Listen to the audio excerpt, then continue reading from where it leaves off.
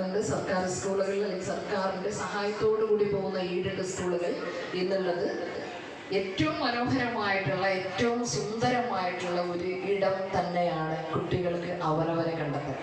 ഒരു സംശയവുമില്ല.